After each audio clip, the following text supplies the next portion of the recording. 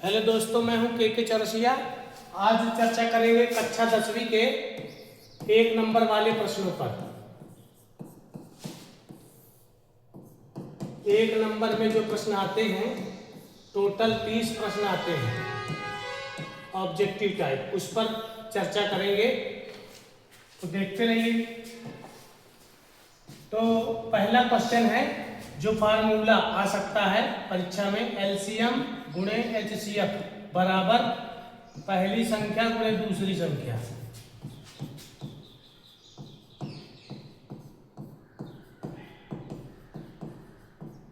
ये पहला क्वेश्चन आ सकता है, इसको याद कर लेना है, पहले पार्ट में आपने पढ़ा होगा।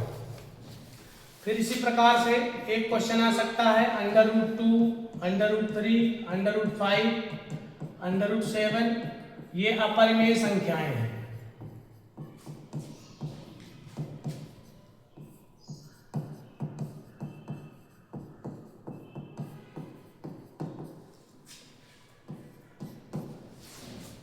और भी कई क्वेश्चन आ सकते हैं, जैसे मान लीजिए पूछ लिया √16, क्या ये अपरिमेय है? तो पहले 16 के क्या करेंगे, अभाज्य गुणनखंड। अभाज्य गुणनखंड करने के बाद देखेंगे कि क्या सारे नंबर का जोड़ा बन के बाहर निकल रहा है कि नहीं। अगर जोड़ा बन के बाहर निकल गया तो ये अपरिमेय संख्या नहीं होगी, ये परिमेय संख्या हो जाएगी। तो ये परिमेय संख्या है, क्योंकि इसको P/Q के रूप में लिख सकते हैं। 4 को 4/1 लिख सकते हैं। लेकिन ऐसी संख्याएं जिनका गुणनखंड नहीं हो रहा, जैसे 7, 11, 13, ये सब अपरिमेय संख्याएं हैं। फिर एक क्वेश्चन आ सकता है, द्विघातीय बहुपद में शून्य कितने होते हैं? द्विघातीय बहुपद में शून्यकों की संख्या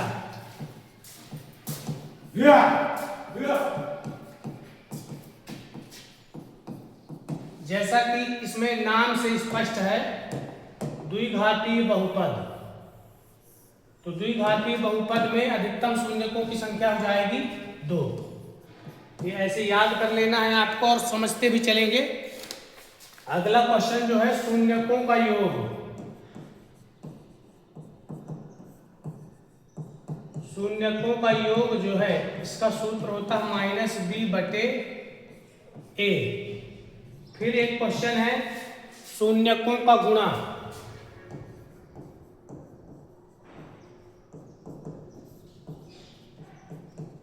शून्यकों का गुणा होता है c/a।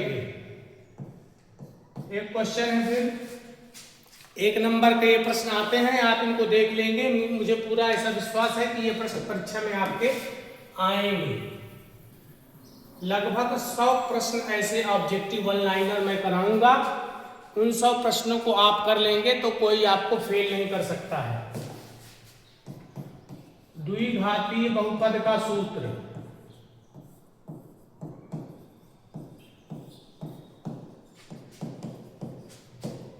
द्विघातीय बहुपद का सूत्र होता है x² माइनस शून्यकों का योग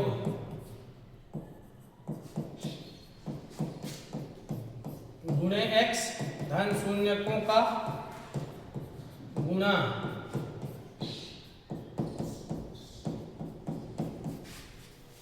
ये द्विघातीय बहुपद का सूत्र होता है।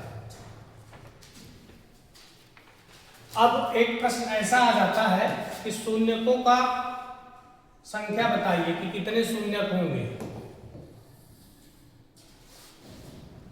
शून्यकों की संख्या, तो शून्यकों की संख्या अगर ग्राफ दे दिया आपको प्रश्न में और फिर बताना है शून्यकों की संख्या, तो ग्राफ देख के कैसे बताएंगे? जैसे ये x एक्सिस है और ये y एक्सिस है,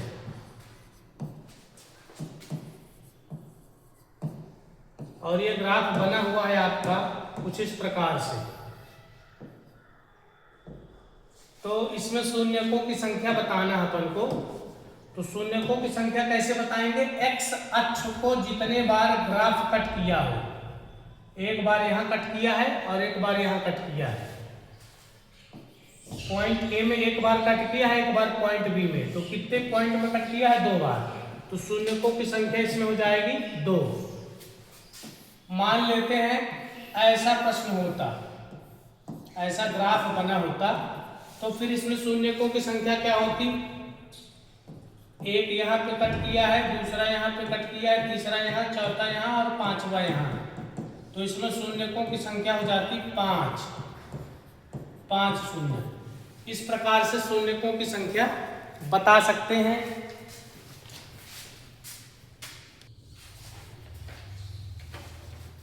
आगे आते हैं,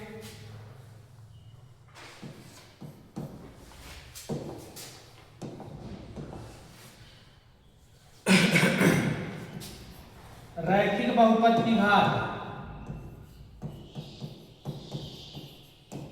रैखिक बहुपद की घात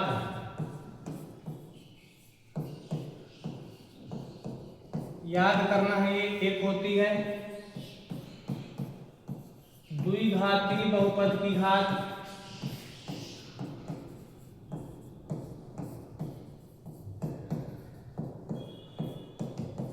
दो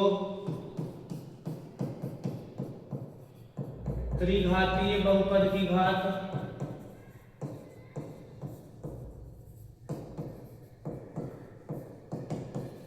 तीन। तो ये तो नाम से स्पष्ट है।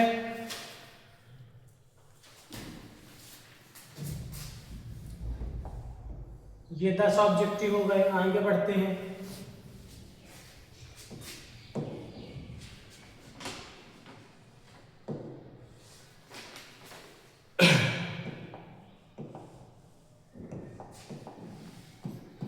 इसमें फिर आता है अद्वितीय हल का सूत्र।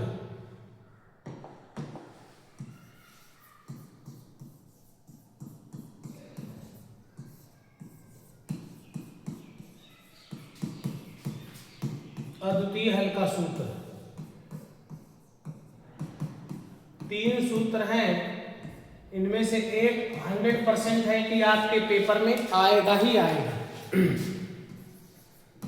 अनंततः अनेक हल के सूत्र।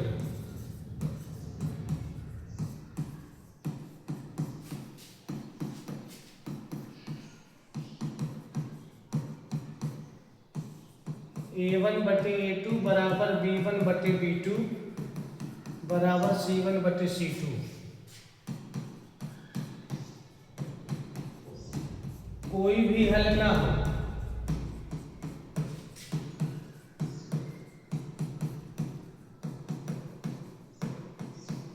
इसका सूत्र होता है A1/A2 बराबर B1/B2 बराबर नहीं है C1/C2।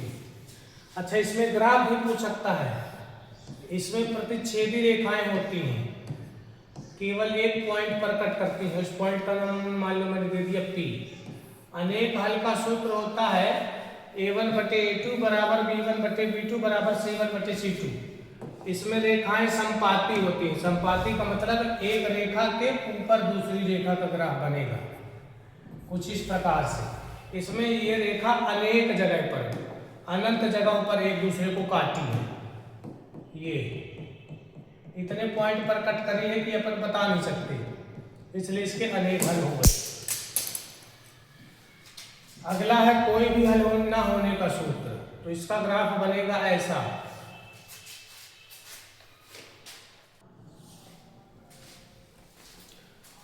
तो इस प्रकार से अद्वितीय हल, अनेक हल और कोई भी हल न होने का सूत्र, 3 में से कोई एक सूत्र जरूर आएगा।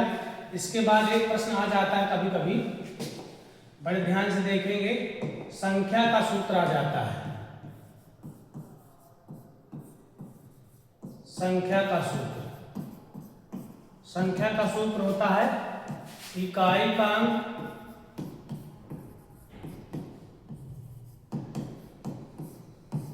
प्लस दहाई का अंक। लेकिन दहाई के अंक में 10 का गुणा होता है। ये जो भी नंबर है, नंबर आप देख लेंगे।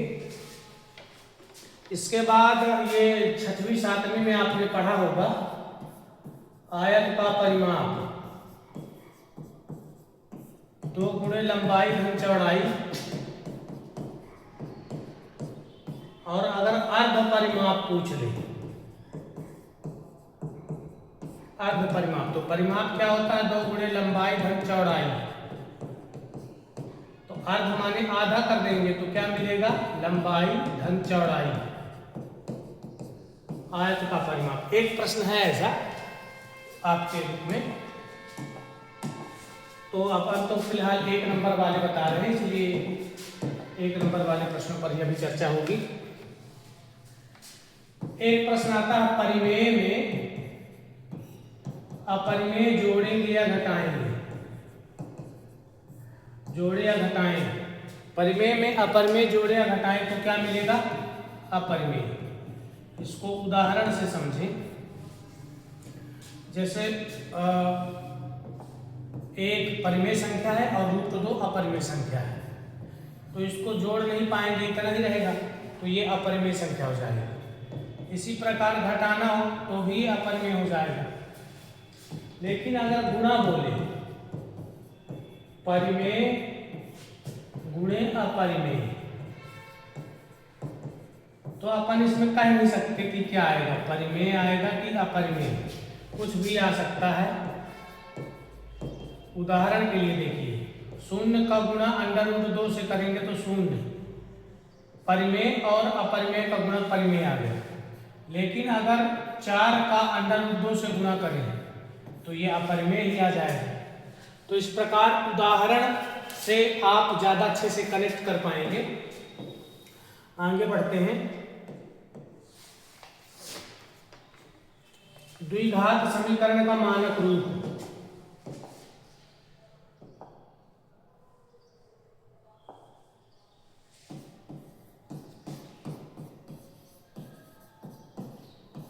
द्विघात समीकरण का मानक रूप ax² + bx + c = 0 होता है। ध्यान से देख लेंगे आप, बहुत आसान है, ऐसा कुछ इसमें खास नहीं है जो आपको समझ में ना आए। विविक्त कर का सूत्र, इससे जरूर आता है एक प्रश्न।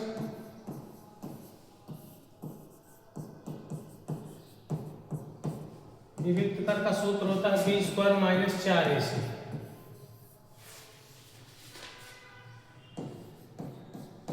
बीस नंबर में आते हैं।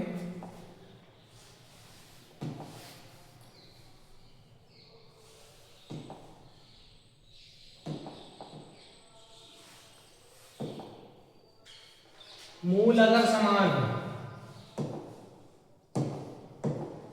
मूल समान है,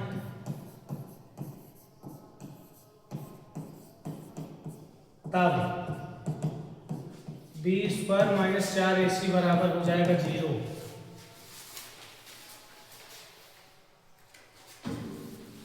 मूल अगर समान है तो वर्ग समीकरण के मूल अगर समान है तो सूत्र क्या हो जाएगा, b² - 4ac = 0। अगला नंबर,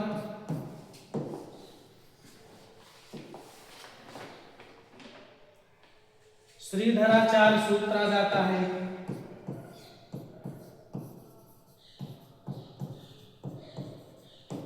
श्रीधराचार्य सूत्र x बराबर -b + √b² - 4ac/2।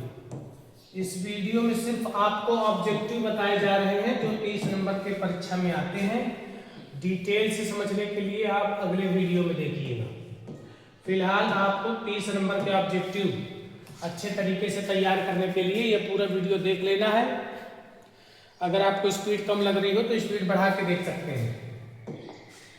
एक प्रश्न आया था, श्रीधराचार्य जी का जन्म कब हुआ था, तो इसको भी देख लेंगे। 1025 में, तो इसको भी देख लेंगे आप। 4 पाठ में है ये, पाठ के शुरुआत में ही दिया हुआ है, आप उसको डिटेल से देखेंगे तो मिल जाएगा आपको।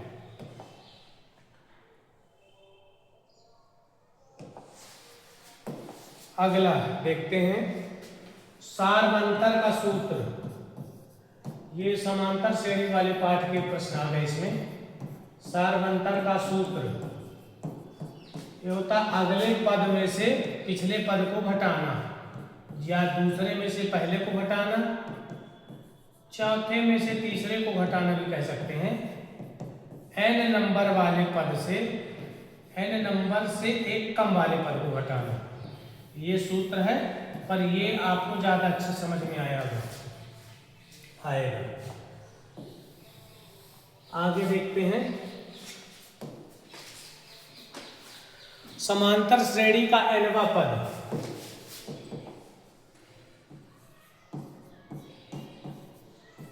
nवें पद का सूत्र होता है a plus n-1 into D. n पदों का योग ज्ञात करने का सूत्र होता है n/2 2a plus n-1 into D. इसको कई प्रकार से लिख सकते हैं मेरे प्यारे दोस्तों। ये 2a को a प्लस a लिख सकते हैं, 2a को a प्लस a लिख सकते हैं।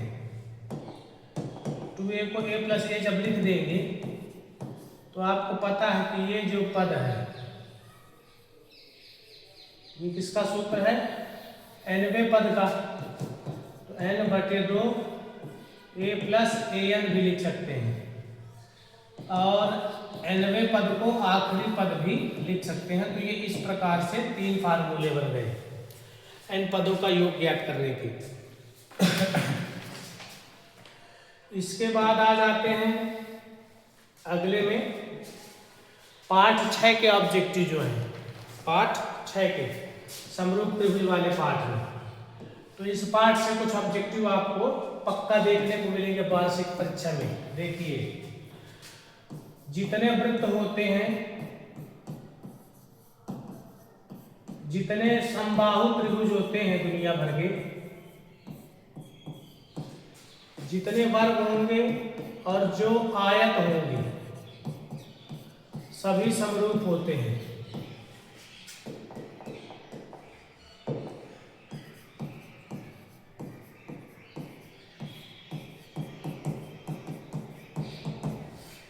सभी वृत्त समबाहु त्रिभुज वर्ग आयत समरूप होते हैं, याद कर लेना है आपको। समरूप आकृतियों की परिभाषा क्या है ये आपको समझना है। समरूप आकृतियों की 2 शर्त होती है, संगत कोण बराबर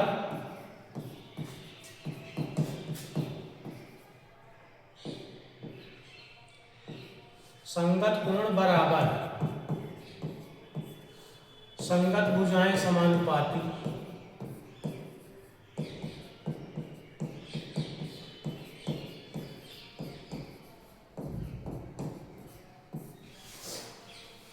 ये हो गई समरूप आकृतियों की परिभाषा। इसके बाद कभी कभी एक प्रमेय आ जाती है जिसका नाम है थेल्स प्रमेय। थेल्स प्रमेय का कथन 1 नंबर में आ सकता है, इसको देख लेंगे आप। इसके 2-3 तरीकों से मैं बता रहा हूं, उसको आप ध्यान से देखिएगा जो आपको सरल लगे। थेल्स प्रमेय,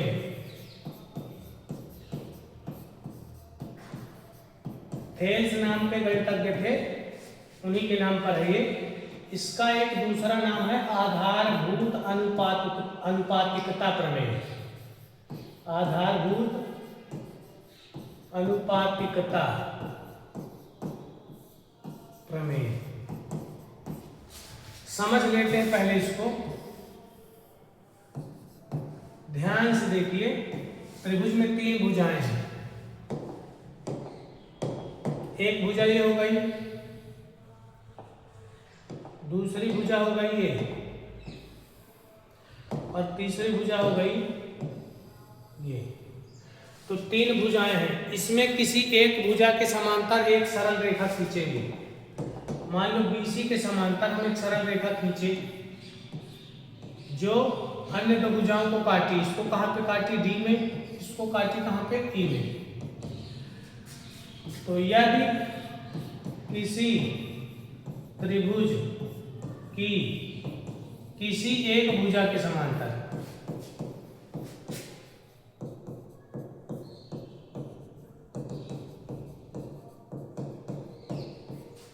एक सरल रेखा खींची जाए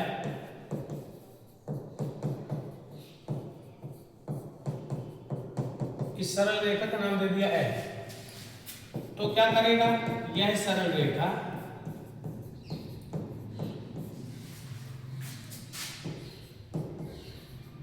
अन्य दो भुजाओं को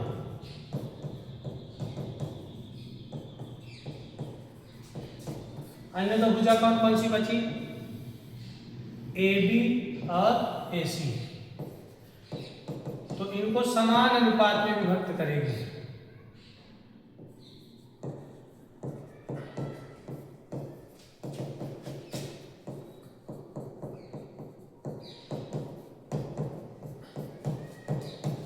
अब जिसको इतना याद ना हो पा रहा हो तो इतना लिख दे, कितना, यदि DE समांतर है BC के तब अनुपात AD A से D और D से B बराबर AE बटे EC।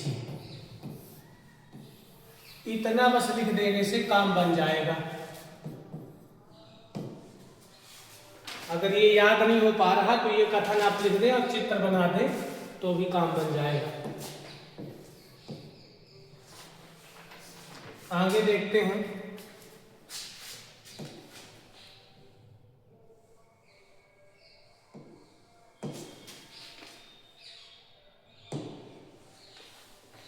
उनतीस नंबर में आते हैं।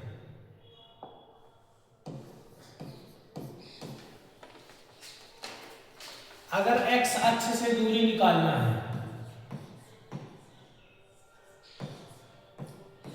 x अक्ष से दूरी,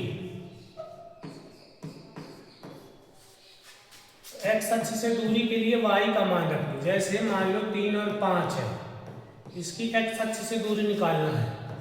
x निर्देशांक 3 है, y निर्देशांक 5 है, तो x अक्ष से दूरी हो जाएगी y का मान मतलब 5।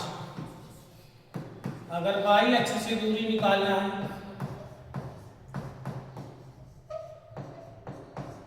तो ये हो जाएगा x। अच्छा, इसका कारण भी समझ लेते हैं। बिंदु क्या दिया है, 3,5। इसकी x अक्ष से दूरी, x अक्ष माने 3,0। अब दूरी निकालोगे तो ये 3 माइनस 3 और 5 माइनस 0, तो ये 0 स्क्वायर प्लस 5 स्क्वायर, 5 स्क्वायर बस बचेगा, लास्ट में आ जाएगा 5।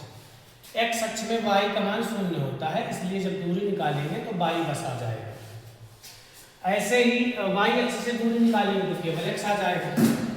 जब मूल बिंदु से दूरी निकालेंगे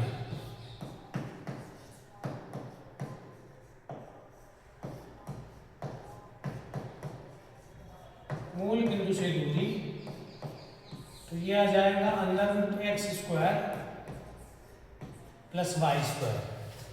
ये 3 बहुत इंपॉर्टेंट फार्मूले हैं, एक परीक्षा में जरूर आएगा इससे।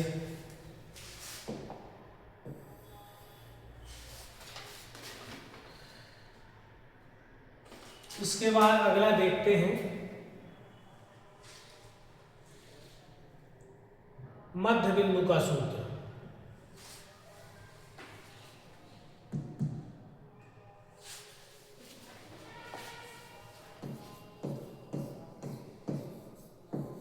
मध्य बिंदु का सूत्र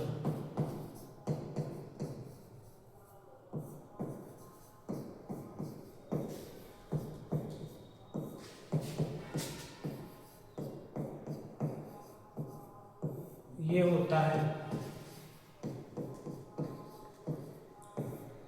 उदाहरण से समझिए। एक बिंदु P है, एक बिंदु Q है। ये है 2,3, ये है 4,5। तो PQ का जो मध्य बिंदु निकालेंगे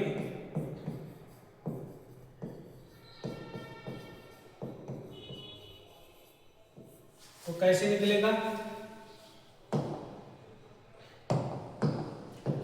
2 + 4 x1 प्लस x2 बटे 2 कॉमा 3 प्लस 5 बटे 2। अब 2 में 4 जोड़ेंगे 6 बटे 2, 3 में 5 जोड़ेंगे 8 बटे 2, 6 का आधा हो जाएगा 3 और 8 का आधा हो जाएगा 4। तो इस प्रकार से मध्य बिंदु का सूत्र निकाल सकते हैं। मध्य बिंदु के सूत्र से किसी भी बिंदु का मान निकाल सकते हैं। अब आ जाते हैं पाठ 10 यानी वृत्त और उसकी स्पर्श रेखा पर। वृत्त और उसकी स्पर्श रेखा से संबंधित जो ऑब्जेक्टिव हैं उनको देख लेते हैं।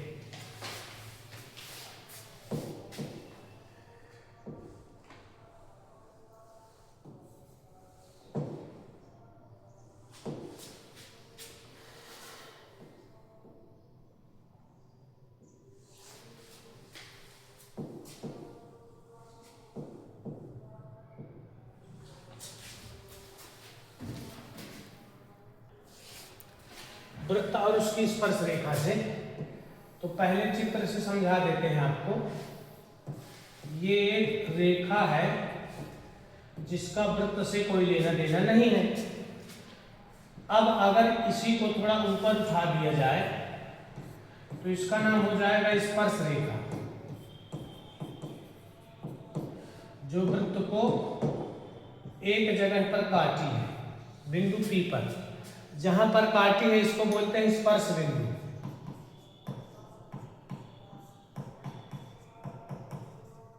तो स्पर्श बिंदु क्या होता है?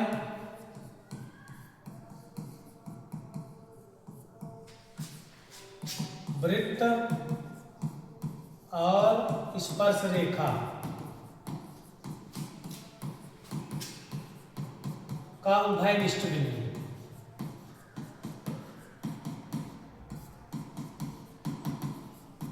देखिए दोनों में है, वृत्त में भी है और स्पर्श रेखा में भी है।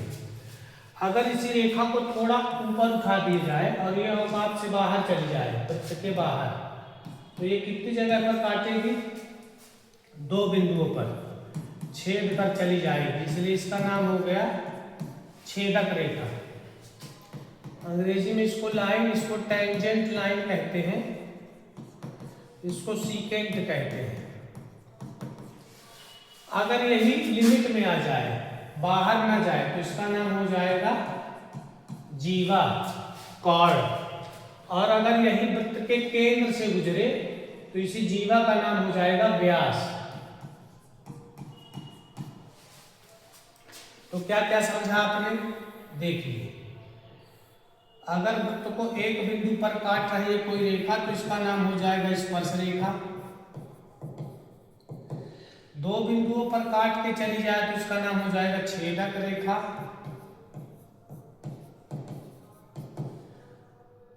अगर औकात में वृत्त के इस वृत्त पर 2 बिंदुओं पर काटे लेकिन बाहर न निकले तो इसका नाम हो जाएगा जीवा। लेकिन अगर केंद्र से गुजरे, सबसे बड़ी जीवा, XY नाम दे देते हैं, तो ये क्या हो जाएगा? व्यास। स्पर्श रेखा में खास बातें होती है कि स्पर्श रेखा में जो बिंदु होता है उसको स्पर्श बिंदु कहते हैं। एक बात और इसमें स्पेशल ये है कि अगर स्पर्श रेखा है और स्पर्श बिंदु को केंद्र से मिला दिया जाए तो ये त्रिज्या बनेगी। क्या बनेगी? त्रिज्या। और त्रिज्या स्पर्श रेखा पर लंब होती है हमेशा। त्रिज्या स्पर्श रेखा पर लंब होती है। तो ऑब्जेक्टिव अपना क्या कहला गया? लिखना है अपन को।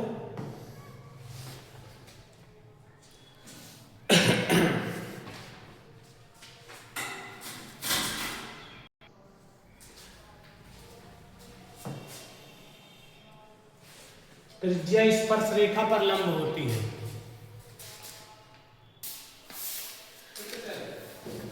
त्रिज्या स्पर्श रेखा पर लंब होती है। बच्चे चलिए त्रिज्या स्पर्श रेखा पर लंब होती है।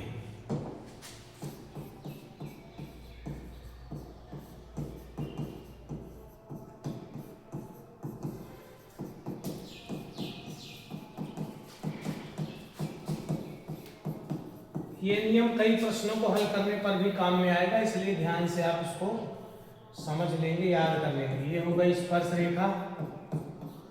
जियोमेट्री में चित्र बनाना सबसे इम्पोर्टेंट होता है। अगर आपको जियोमेट्री अच्छे से समझना है तो बिना ग्राफ के आपको जियोमेट्री कभी नहीं पढ़ना चाहिए।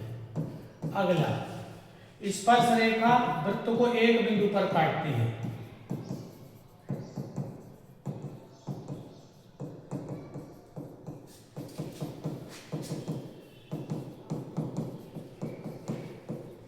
काटती है, प्रतिच्छेद करती है, छेदती है, कुछ भी कह दें आप। लेकिन जो छेदक रेखा है इसमें चित्र भी बना सकते हैं आप। ये हो गई स्पर्श रेखा। छेदक रेखा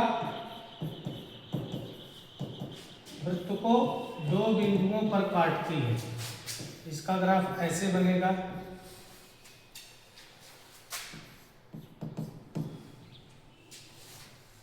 स्पर्श रेखा और वृत्त का जो उभयनिष्ठ बिंदु होता है, स्पर्श रेखा